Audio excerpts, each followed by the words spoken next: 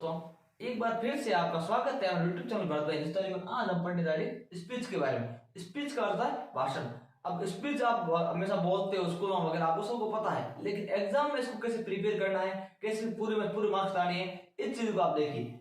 Important for all boards, यानी कि सभी के सभी जितने बोर्ड है ऑल इंडिया में सभी के स्टूडेंट के लिए इंपॉर्टेंट है। और वो भी किसके लिए?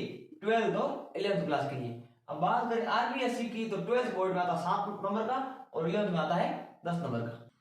वीडियो को बहुत ही सरल तरीके से बनाया जा रहा है और इसे आप थोड़ा ध्यान से देखते रहिए। वीडियो लंबा जरूर हो सकता है, लेकिन आप धैर्यपूर्वक देखते रहिए तो आपको पूरा का पूरा टॉपिक एकदम सरल तरीके से समझ में आ जाएगा। अब स्पीच आप जब लिखोगे तो उसके लिए आपको क्या क्या बात ध्यान रखनी है, स्पीच होता क्या है, सब मेन पॉइंट है, मुख्य बातें है जो आप एक बार देख लीजिए कि मेन पॉइंट है। जो इसकी पहला जो है विभिन्न श्रोताओं, तो ऑडियंस होते हैं, यहाँ बड़ी संख्या में लोगों को या फिर बड़ी संख्या लोग, वही जो ऑडियंस दर्शक होते हैं, उनको मौखिक वो प्रभावशाली रूप से, यानी कि मौखिक मतलब फेस टू फेस आप, और एक प्रभावशाली यानी कि आप उनको आकर्षित कर सको, ऐसी अट्रैक्टिव रूप से सूचना जो है प्रदान करना, यानी कोई इंफॉर्मेशन देना या विचार अनुभवों के बारे में बताना है स्पीच का मुख्य उद्देश्य होता है। तो कहने को स्पीच होता क्यों है या क्या है, उसका उद्देश्य क्या है। तो सबसे पहले आपको है कि कोई भी दर्शक है आप सामने, तो फेस टू फेस सामने बैठे, जस्ट आप स्टेज पे खड़े होके उनके सामने कोई चीज बोल रहे हो और उसमें क्या हो, या तो कोई नई इंफॉर्मेशन हो या फिर कोई जानकारी, या फिर आप उसमें क्या हो अपने विचार या अपने अनुभव जो प्राप्त किए वो बताने हो लोगों को, तो वो क्या क्या होता है, स्पीच होता है। अब एक अच्छे स्पीच या जो गुड स्पीच है उसको जो है अट्रैक्टिव इंट्रोडक्शन, अट्रैक्टिव आकर्षक, और इंट्रोडक्शन परिचय, यानी कि आपको उसका परिचय करना है और कैसा करना है, अट्रैक्टिव करना है, यानी कि सामने वाले क्या हो जाए एकदम मंत्रमुग्ध हो जाए, या फिर आपका जो स्पीच सुनते ही क्या हो जाए उनको लगे कि हम इसको दोबारा और सुने के साथ शुरू करना चाहिए। अर्थात परिचय में वर्तमान, उदाहरण, कहावत, उत्सुकतापूर्ण प्रश्न और सांख्यिकी आंकड़ों से आरंभ हो सकता है। यानी कि आप उसमें क्या है कोई उदाहरण ले सकते हो, आप कोई कहानी ले सकते हो, कोई वृत्तांत आपने जो कोई जीवन घटना देखी वो ले सकते हो, या फिर कोई कहावत है, कोई मुहावरा है, कोई शायरी है, या फिर ऐसे कोई क्वेश्चन आप उनसे कर दो, क्या ऐसा होगा तो क्यों होगा, ऐसा है क्या ऐसा होना चाहिए, ऐसे आप क्वेश्चन करो किसी मुद्दे पे, तो उत्सुकता उनमें जागृत होती है दर्शकों के अंदर, ऐसा होना चाहिए। या फिर सांख्यिकी आंकड़े, यानी कि कोई भी आंकड़े जिसमें उनका ग्राफ दर्शाएगा, यहाँ पर अभी इतना था उसके बाद इतना ग्राफ बढ़ा या फिर इतना ग्राफ घट गया, ये चीजें जो क्या है एक तुलनात्मक रूप से होनी चाहिए। फिर वक्ता के विचार स्पष्ट और संतुलित तथा आंकड़े सही होने चाहिए। अब वक्ता यानी कि आप जो बोल रहे हो ना, जो भी बोलने जा रहा है उसके जो विचार है ना वो एकदम स्पष्ट होने चाहिए, यानी क्लियर होने चाहिए और संतुलित होना चाहिए। ऐसा नहीं है पहले कोई विचार बोले बाद में आप कंटिन्यूसली पहले क्या हुआ फिर क्या हुआ, फिर दोनों की तुलना कैसे हुई, या फिर दोनों में विरोध है तो कैसे, ये सब चीजें संतुलित तरीके से आपको बोलनी है। और आंकड़े एकदम सही होने चाहिए, ऐसा नहीं आप फेक आंकड़े लेके आ जाओ, गलत न्यूज आंकड़े लेके आ जाओ, वो नहीं होना चाहिए। तो रियलिटी है जो सबको पता है, मान लो किसी को पता है और आप आंकड़े गलत बता रहे हो तो फिर स्पीच को क्या है अट्रैक्टिव नहीं होगा। इसलिए आप आंकड़े एकदम जितने है कहीं से ढूंढ के लाओ, आपको सही आंकड़े लाने हैं। कहानी को वर्तमान तो थोड़ा सा हास्य प्रस्तुत करना चाहिए। स्पीच में आपको बताया, स्पीच में क्या होता है लोग आपके सामने बैठे हुए थे फेस टू फेस, तो क्या है कि ऐसा आपको करना है ताकि सामने वाले बोरिंग ना हो या फिर उनको है जो नीरस महसूस ना हो। तो इसके लिए उनको क्या करना है कि आपको उसमें बीच में कोई भी ऐसा हंसी मजाक या डायलॉग लगा देना है, जिससे क्या है लोगों को थोड़ा सा अच्छा महसूस हो। स्पीच की भाषा और प्रस्तुतिकरण सरल, सुबोध, आकर्षक, प्रभावशालीता और श्रोताओं के अनुसार। स्पीच की जो लैंग्वेज है वो कैसे होनी चाहिए, वो प्रस्तुतिकरण, यानी कि आप जो प्रस्तुत करते हो बोलते हो कैसे बोलते हो, एक सरल तरीके से बोलना है। यानी कि आपने जैसे भी कोई लोकल लैंग्वेज में आप यहाँ स्पीच दे रहे हो लोकल एरिया में, अपने यहाँ गाँव में घर में, और वहाँ आप लोकल इलाके के लोग हैं और आप वहाँ इंग्लिश बोलना शुरू कर दोगे तो वो तो सबके सब उठ कर चले जाएंगे और कहेंगे ये कहाँ से आ गया। इस टाइप से आपको नहीं करना है, आपको जो है जैसे सामने ऑडियंस है उसी हिसाब से अपना स्पीच देना है। और सुबोध यानी कि सामने वाले को सुनते ही समझ में आ जाए, और आकर्षक यानी सामने वाले आपकी जो आवाज सुन के उनके मन में ये आएगी इस आवाज को हम दोबारा सुने। वो प्रभावशाली सामने वाले क्या हो उससे प्रभावित हो जाए, और अवसर और श्रोता अनुसार हो।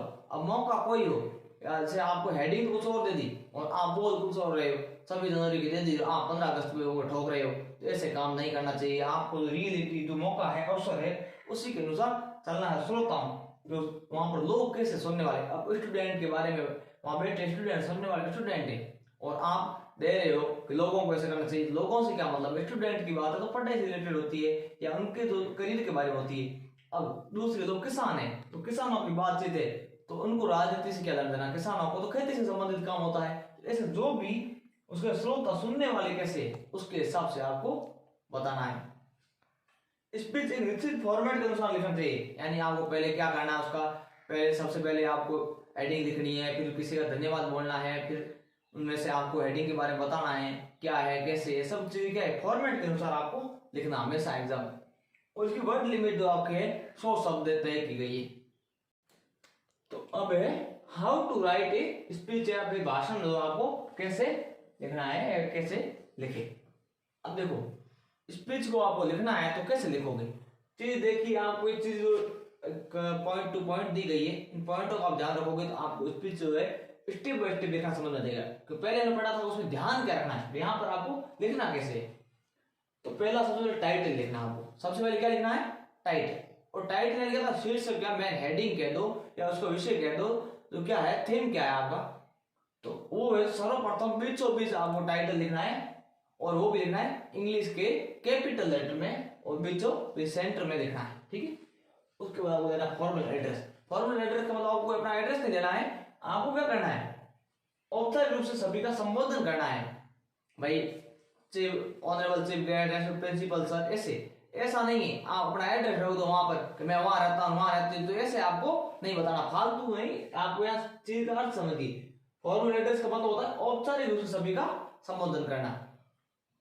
थैंक्स फॉर इनविटेशन, यानी कि निमंत्रण के लिए आयोजकों को आपको क्या देना है, धन्यवाद देना है, जिन्होंने आपको निमंत्रण दिया था, आमंत्रित किया था इसमें जो प्रोग्राम के लिए, और जहां आप स्पीच देने जा रहे हो तो वहां के आयोजक कौन है, उनको धन्यवाद तो देना है। उसको इंप्रेसिव इंट्रोडक्शन, इन प्रभावशाली रूप से परिचय देना, आप किस टॉपिक पे देने जा रहे हो अपना परिचय, तो कैसे देना है, प्रभावशाली रूप से देना है, ताकि लोग को क्या है आपकी ओर आकर्षित हो जाए। ऐसा नहीं है पहले आप रामायण गाना शुरू कर दो, बाद में क्या होगा, कुछ नहीं, लोग उठ के चले जाएंगे, कोई नहीं सुनेगा आपका स्पीच। और यदि एग्जाम में तो सामने टीचर देखेगा तो नंबर भी कोई नहीं देगा, क्योंकि आपने लिखा ही ऐसा ही है। अब डेवलपमेंट एक स्पीच का जो विकास करना है, डेवलपमेंट यानी अंदर में आपको अंदर क्या क्या लिखना है। आप पहली बात आप इंट्रोडक्शन वगैरह सब कर दोगे, लेकिन अंदर भी कुछ मैटर होना चाहिए उस मुद्दे से संबंधित, ऐसा नहीं सिर्फ आप ऐसे राम राम ही करते रहोगे। फिर उसमें कुछ ऐसी चीज होनी चाहिए कि स्पीच का विकास तुलना और विरोध द्वारा, दो कुछ चीज ऐसे मुद्दे ले लो तो उसमें आप क्या है, या तो आप उसमें तुलना कर दो ये ऐसे, या उसका विरोध कर दो, या फिर आपको तथ्य प्रमाण आंकड़े ले सकते हो, उन चीजों का वो सबूत हो कि ये चीज ऐसे हुई थी, फिर ये ऐसे हुई थी, इसमें ये चीज फायदा हुआ, इसमें ये नुकसान हुआ, ये सब चीज क्या होती है ले सकते हो। कोई भी आयोग या कोई समिति, जो किसी कमेटी ने कोई रिपोर्ट सौंपी है, तो रिपोर्ट के आपके पास है तो रिपोर्ट भी आप बता सकते हो। तो उसके द्वारा आप बीच में क्या है, बीच में कई चीजें लाइनें ऐड कर सकते हो, और बीच में लाइन ऐड तो करनी पड़ेगी, नहीं तो आपको नंबर नहीं मिलेंगे, और नंबर लेना है तो आपको क्या है इन चीजों का ध्यान रखना पड़ेगा। अब कंक्लूजन क्या था, निष्कर्ष। अब एंडिंग में आपको क्या है, निष्कर्ष भी लिखना पड़ता है, और कैसे लिखना है, निष्कर्ष में चेतावनी, सुझाव, अपील आदि का जो है आपको क्या करना है, प्रयोग करना है। निष्कर्ष में आपको क्या करना है, चेतावनी, सुझाव, अपील आदि, तो ये सब चीजें क्या होती है, ये आपको निष्कर्ष में लिखनी पड़ेगी। अब चेतावनी है तो आप बता दोगे भाई ये चीजें है, ऐसा हमें स्पीच में कोई टॉपिक ऐसा ही है जो हमारे लिए हानिकारक है, तो जैसे आपको दे दिया यूज ऑफ मोबाइल, तो आपको वहां क्या देना है, सुझाव देना है, मोबाइल से क्या क्या फायदे, कैसे आपको उसके फायदे वगैरह बताने, चेतावनी देनी है या अपील करनी है, तो आपको नुकसान बताने, जैसे मिसयूज ऑफ मोबाइल, क्योंकि मोबाइल आपको पता है अभी जैसे ऑनलाइन एजुकेशन है उसमें बहुत सहायक है, लेकिन कई बच्चे हैं जो क्या करते हैं, पढ़ने के बजाय वीडियो गेम खेलने शुरू कर देते हैं, और फिर पबजी करने के बाद पढ़ाई करते नहीं है, तो मोबाइल की क्या है मिसयूज भी है, और ज्यादा देखने से आंखें भी खराब होती है। अब फॉर्मल थैंक्स यानी क्या है, सभी का धन्यवाद, लास्ट में सभी को क्या देना है, धन्यवाद देना है।